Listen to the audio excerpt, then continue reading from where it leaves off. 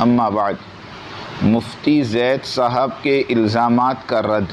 Number 2، Aurang آباد اجتماع فروری 2018 میں حضرت جی مولانا سعد صاحب مدد اللہ نے نکاح کے بیان میں سادگی پر زور دیتے ہوئے فرمایا تھا کہ رسول اللہ صلی اللہ علیہ وسلم کے نکاح اور ولیمے آج جیسے خرچیلے نہیں ہوتے تھے۔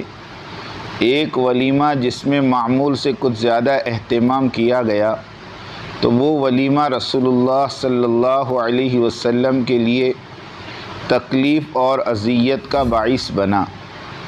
اس کو ذکر اس طرح فرمایا گیا کہ اے ایمان والو، جب بلایا جائے تو جاؤ اور جب کھا چکے تو نکل کھڑے ہو، وہیں پر باتوں میں مشغول نہ ہو جایا کرو۔ نبی کو تمہاری اس بات سے تکلیف ہوتی ہے تو وہ لحاظ کر جاتے ہیں، اور اللہ تعالی حق کے بیان میں کسی کا لحاظ نہیں کرتا۔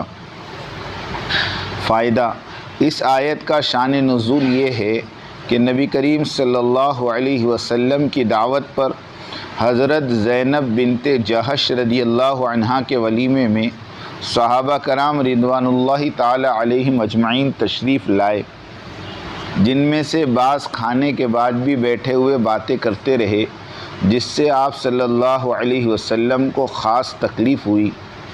تاہم حیا اور اخلاق کی وجہ سے آپ نے انہیں جانے کے لیے نہیں کہا۔ فائدہ: اس سے قبل بھی آپ کے ولیمے ہوئے ہیں، لیکن ایذا اور تکلیف کا ذکر کہیں نہیں ملتا، اس لیے کہ سب ولیمے سیدھے سادے تھے۔ حضرت موسیٰ علیہ السلام کا مچھلی والا قصہ۔ حضور صلی اللہ علیہ وسلم کے ولیمے کا واقعہ بالکل حضرت موسیٰ علیہ السلام کی مچھلی والے قصے کی مانند ہے کہ حضرت خضر علیہ السلام کی تلاش میں کئی دن چلتے رہے، بھوک پیاس نے نہیں ستایا، لیکن جب حضرت خضر والی جگہ سے تجاوز کر کے آگے نکل گئے تو اپنے غلام سے فرمایا: فلما جاوزا قال لفتاه آتنا غداءنا لقد لقینا من سفرنا هذا نصبا۔ ترجمہ: جب یہ دونوں وہاں سے آگے بڑھ گئے تو موسیٰ علیہ السلام نے اپنے نوجوان سے کہا کہ لا ہمارا ناشتہ دے، ہمیں تو اس سفر سے سخت تکلیف پہنچی۔ فائدہ: حد سے بڑھنا، تجاوز کرنا، خلاف معمول عمل کرنے سے تکلیف اور ایذا کا پیش آنا، یہ مقربین کے لیے اللہ کی طرف سے انعام ہے، اور نیک صالحین کے لیے سبق ہے، اور عوام کے لیے عبرت ہے۔ فائدہ: خضر کا نام خضر اس لیے پڑ گیا کہ یہ ایک مرتبہ سفید زمین پر بیٹھے تھے، وہ حصہ زمین کا نیچے سے سرسبز ہو کر لہلہانے لگا، اسی وجہ سے ان کا نام خضر پڑ گیا۔ دوسری بات یہ ہے کہ صحابہ نے حضور صلی اللہ علیہ وسلم سے حضرت خضر علیہ السلام کے بارے میں دریافت کیا تو حضور نے فرمایا: یقیناً موسیٰ علیہ السلام والا خضر مر گیا۔ تنبیہ: آپ جتنے قصے کہانیوں میں خضر سے ملاقات کی باتیں بیان کی جاتی ہیں، سب غلط اور موضوع قسم کی روایات ہیں۔ اس قصے موسیٰ علیہ السلام کو بیان کرتے ہوئے فضل کریم بھائی رحمۃ اللہ علیہ فرماتے تھے کہ دین اور دعوت دین میں اصول سے چلے تو اللہ کی مدد ہی مدد ہے، اگر اصول سے ہٹے اور تجاوز کیا گیا تو پھر تکلیف ہی تکلیف ہے، مشقت ہی مشقت ہے۔ آج امت مسلمہ ہر کام میں بے اعتدالی میں مبتلا ہے۔ نکاح کی مجلس کا خرچ تو رسول اللہ صلی اللہ علیہ وسلم سے ثابت ہی نہیں، مگر آج کل ہمارے بھائی 10 لاکھ روپیہ نکاح کی مجلس میں خرچ کر لیتے ہیں، اور کم و بیش اتنا ہی ولیمے کی دعوت میں، چاہے اس کے لیے بھیک مانگنی پڑے۔ بینکوں سے حرام سودی قرض بھی لیتے ہیں، اور ان سب کے باوجود مہمانوں کی بھی شکایتیں سنتے ہیں، اور لڑکا لڑکی والے ایک دوسرے فریق کی بھی شکایتوں سے رنجیدہ ہوتے ہیں۔ یہ تمام مصیبتیں صرف اسی لیے ہیں کہ سب لوگ ایسا ہی خرچی نکاح اور ولیمہ کرتے ہیں۔ اگر ہم نہ کریں تو سب لوگ کیا کہیں گے، سب لوگوں میں رسوائی ہوگی۔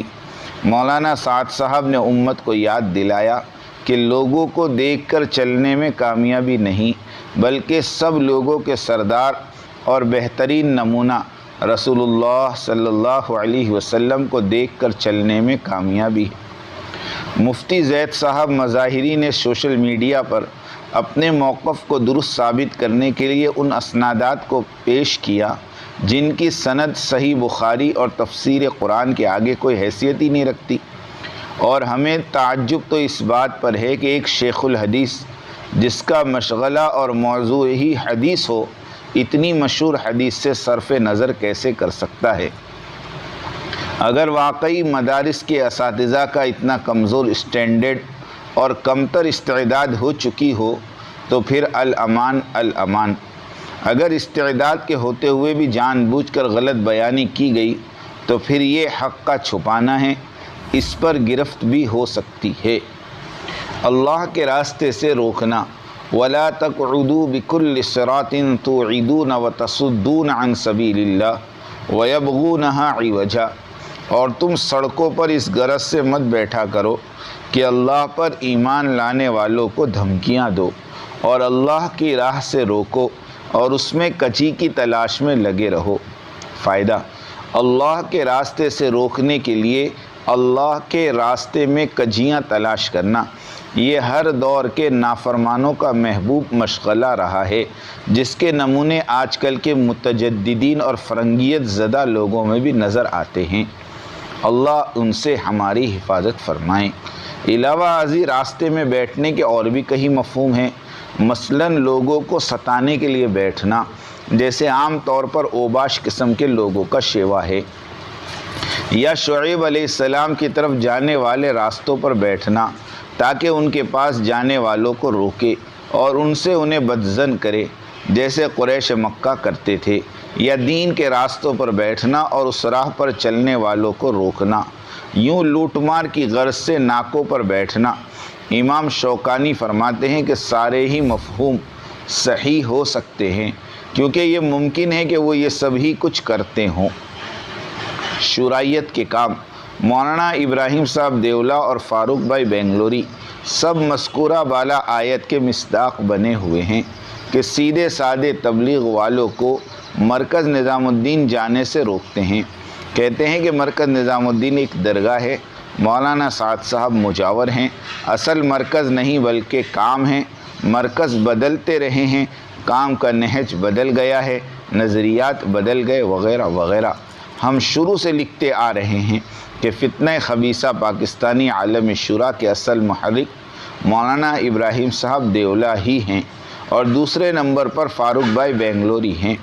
معاونین میں مولانا شاہد صاحب حکیمی، مفتی محمد زید صاحب سہارنپوری، مفتی ابو القاسم صاحب نعمانی، مولانا ارشد مدنی صاحب، سرپرست اعلیٰ حاجی عبدالوہاب صاحب دامت برکاتہم۔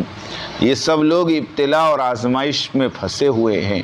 اگر یہ دل سے مخلص ہیں تو اللہ انہیں ہدایت فرمائے گا، اور اگر عمدن یعنی جان بوجھ کر شرارت پر اتر آئے ہیں تو یہ بزرگ نما ٹولہ اللہ کو ہرگز عاجز نہیں کر سکتا، بلکہ اللہ ہی انہیں ہلاک کر دے گا۔ دارالعلوم میں امتناع: مفتی ابو القاسم صاحب اور مولانا ارشد مدنی صاحب دامت برکاتہما نے دارالعلوم دیوبند کے تلامذہ کو دعوتی کام سے منع کر کے کیا اس مذکورہ بالا آیت پر عمل نہیں کیا؟ مفتی ابو القاسم صاحب کے مطابق دارالعلوم طلبہ کے لیے دعوت و تبلیغ کا کام قابل اخراج جرم ہے۔ کتاب اور سنت کے حامی ناظم دارالفتاء کا دارالعلوم سے اخراج، قصور طلبہ کے دعوتی کام کی حمایت، مرکز نظام الدین کے خلاف رائے گڑھ میں بنائی گئی فتنہ خبیثہ پاکستانی عالمی شورا نے دارالعلوم کے نام نہاد علماء کرام کو پریشان اور بدنام کر کے رکھ دیا، اور یہ اختلاف آخر کار بڑے بڑے علماء کرام کے قابو سے باہر نکل گیا۔ پہلے دارالعلوم دیوبند کے محتمم مفتی ابو القاسم صاحب دامت برکاتہم نے مولانا سعد صاحب کے خلاف فتویٰ جاری کر کے امت مسلمہ کو پاکستانی شورا پر جمع کرنے کی کوشش کی، جو 100% ناکام ہو گئی۔ پھر امت مسلمہ کے اذہان کو نظام الدین سے پھیرنے کی کوشش کی گئی، وہ بھی بری طرح ناکام ہو گئی۔ پھر طلبہ دارالعلوم دیوبند کو مرکز نظام الدین سے روک دیا گیا، لیکن اس سے بھی پورے عالم تو دور کی بات، خود دارالعلوم دیوبند کے اندرونی نظام دعوت و تبلیغ کو بھی قابو نہیں کیا جا سکا۔ یہاں تک کہ ناظم دارالافتاء اور دارالعلوم دیوبند حضرت اقدس مفتی اسد اللہ صاحب دامت و برکاتہم سلطان پوری کو صرف اس وجہ سے محتمم صاحب نے نکال دیا کہ مفتی صاحب نے موجودہ اختلافات میں اپنے نظریات کو تابع سنت اور سیرت یعنی امارت کا پابند رکھا۔ مفتی نعمان صاحب بمبئی والوں کے ساتھ بھی سراسر ناانصافی کی گئی۔ پھر محتمم دارالعلوم دیوبند مفتی ابوالقاسم صاحب نے کچھ نظام الدین سے وابستہ افراد کو جو مسجد چھتہ میں مشورے میں آتے تھے ان ساتھیوں پر بھی پابندی عائد کر دی، لیکن نتیجہ لا حاصل رہا۔ پھر دارالعفتاء کے فائق ترین اور پابند درس و تکرار اور اخلاقیات میں بہتر طلباء کو ممنوع داخلہ کر دیا گیا، اور جب مفتیان کرام مفتی ابوالقاسم صاحب سے پوچھا گیا تو فرمانے لگے ان کے نمبرات کم تھے اس لیے انہیں روک دیا گیا۔ سوال یہ ہے کہ کیا جن کے نمبرات کم ہوتے ہیں ان کو کوئی بھی بدتر سے بدتر نظام والا ادارہ بھی ممنوع داخلہ قرار دیتا ہے؟ لیکن حکمت کے نور کی کمی کا شکوہ کس سے کرے، جبکہ غیر مستحق طلباء کو دارالعفتاء میں بآسانی داخلہ مل جاتا ہے۔ حضرت یوسف تاولی صاحب کی راہ حق میں قربانی اس نظام غیر عدل و انصاف ہی کی وجہ سے مخلص اہل علم کنارہ کشی اختیار کرتے جا رہے ہیں۔ چنانچہ مولانا یوسف تاولی صاحب دامت و برکاتہم نے نظامت تعلیمات کی ذمہ داری سے استعفیٰ دے دیا، یہ فرماتے ہوئے کہ میں ناجائز کام ہوتا دیکھ کر چپ نہیں رہ سکتا، جبکہ یہ بات بھی تحقیق سے سامنے آئی ہے کہ دانیال نام کے سابق طالب علم دارالعلوم دیوبند مقیم حال متعلم دارالفتاء جامعہ امروہہ مولانا یوسف صاحب تاولی کے ساتھ بطور جاسوس کے مولانا سعد صاحب کے پاس گزشتہ سال گیا تھا۔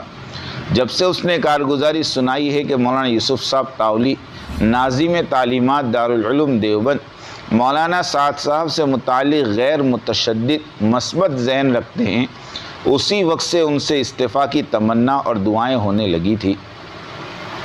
دیوبند میں دعوت و تبلیغ کے خلاف محاذ آرائی، جبکہ مفتی مصعب ابن پروفیسر عبد المنان علی گڑھی جیسے فسادی اور دارالعلوم دیوبند کی فکروں کے دشمن لوگ یہاں کے دارالعفتاء میں معین مفتی بنے بیٹھے ہیں۔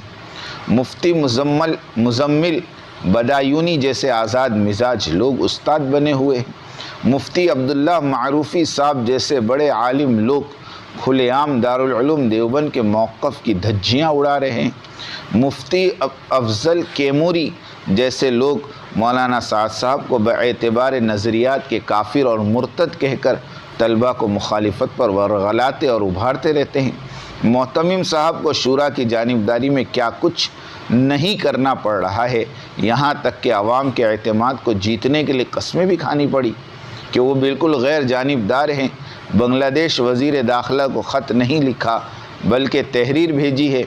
خیر، دارالعلوم دیوبند کے اندرونی اس نظام غیر عدل اور انصاف کو بہرحال ملت اسلامیہ کا نقصان تو کہا جا سکتا ہے، لیکن امت مسلمہ کے لیے بجائے مایوس ہونے کے اللہ تعالیٰ کی طرف توجہ کرنے کی سخت ضرورت ہے۔ تنازع پسند محتمم مفتی ابوالقاسم صاحب نے لگائی تبلیغ اسلام پر پابندی۔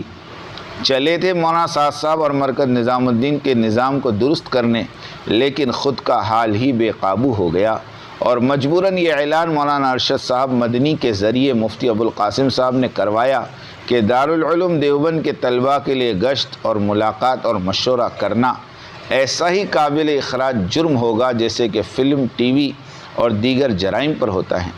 خیر، خوب اچھی طرح سے یہ بات واضح ہو گئی کہ پاکستانی شورا کا لگایا ہوا فتین درخت اتنا منحوس تھا کہ اس نے دارالعلوم دیوبند کی تاریخ میں وہ کام کروایا جو کہ غیر مسلم بلکہ اسلام دشمن ممالک بھی نہ کروا سکے، یعنی تبلیغ پر پابندی۔